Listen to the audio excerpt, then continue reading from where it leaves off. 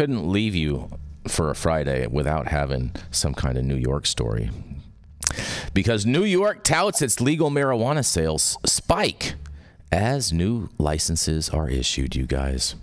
New York State's ongoing quest to quash the illicit market and rescue its failed adult-use cannabis launch continued this week as regulators issued 109 more marijuana business licenses, you guys. Good job, New York. Newly licensed businesses combined with padlocked the doors on 164 illegal sellers as of July 9th. That's interesting that they're saying that as of July 9th, 164, because we covered a previous story that said that they closed over 400. But nonetheless, that is super, super interesting. They say as of July 9th have led to a recent 50% increase in sales in downstate areas like New York City, Governor Kathy Hochul said in a Wednesday news release. I'm not buying any of those numbers, but whatever. 144 licensed marijuana retailers. As of Thursday, 144 licensed retail marijuana stores were open for business across the state of New York, according to New York's Office of Cannabis Management. The permits include cultivators, distributors, micro-business processors, retailers, Hochul said. I feel like she's just said only stuck to this to retailers, and because I feel like she's trying to inflate those numbers now, but nonetheless. Less than half are new permits. However, 58 of the 109 licenses issued Wednesday are unconditional cultivators and processors transitioning to different licenses, according to the governor.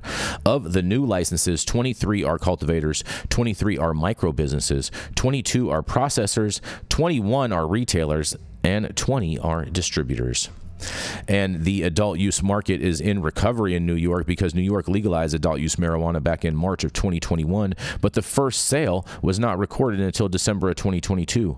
Blame for the botched launch was pinned on a mixture of bureaucratic snuffs and an illicit market that grew while unchecked by authorities.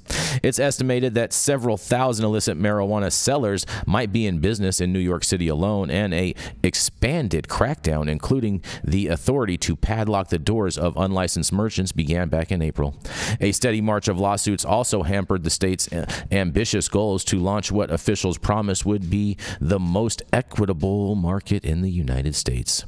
Hochul even branded the rollout of what was promised to be a multi-billion-dollar market a disaster earlier this year.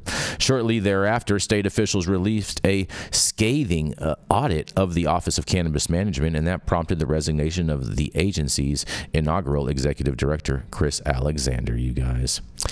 Well, more gaslighting from New York, and just throw it on the flames of what is happening in New York City, because their market is burning to the ground. Only 21 new retailers in New York, and yet they want to try to flaunt it as 144 and how they word it. But nonetheless, this is Jason Beck for the High at 9 News. What do y'all think about this?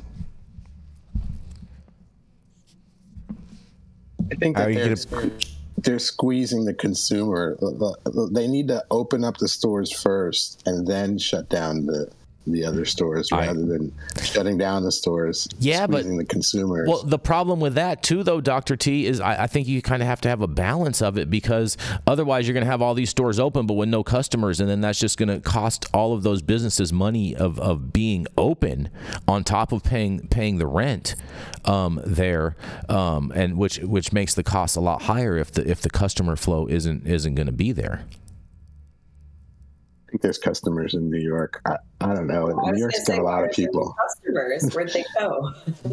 So I guess, Dr. T, your thought is along with a lot of other people's thoughts, is that the trap customer is not the same customer that's going to go into the store. You don't have a lot of crossover. There's certain people that just want to go into a store. Go ahead.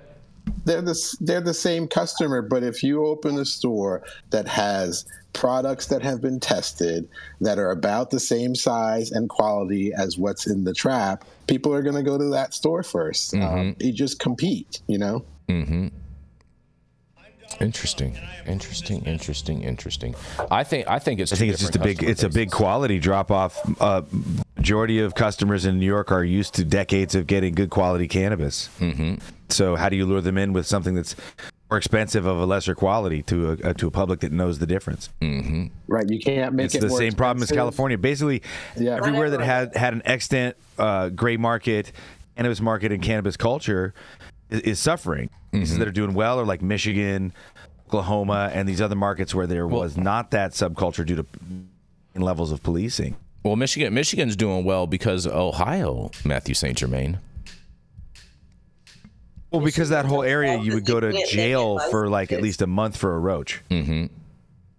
Fair enough. Michigan made it super accessible, and there's a lot of fire in Michigan because of that. I don't know if there's a lot of fire because they made it accessible. I think there's just a lot of fire in general.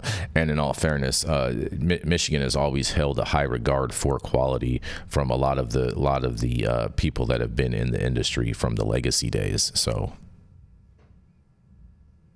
Amen to that. Mm-hmm. And shout out to the C word with another big old super chat who says New York weed should pay me to smoke it. And I totally agree with you on that, C word. 100%. The state should be offering out vouchers and paying me or giving me some type of tax credits if they want me to go and pick up any of that New York boof. I'm totally I think that's 100% right about that. What do you think, Dr. T? If they paid you to smoke New York weed, would you try it? No, but I would recommend for C-word that get a checkup after smoking it just to make sure you don't get sick from it. Fair enough. I know. I feel you. I would get sick from the state's weed too. That 2-year-old hemp-grown weed, outdoor. It's got to be so harsh on. It's got to probably even like hurt your lips to hit. Mm. Unless it's the one that's coming directly from California that's not making it into our stores here. Fair enough. Mathieu St. Germain, any thoughts before we wrap this up?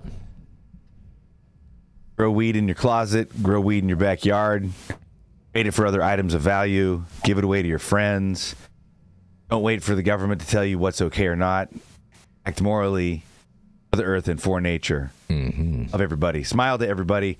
Somebody a great smile. Let's try to see how many stoked human beings we can create on the West Coast, wherever you guys are watching today.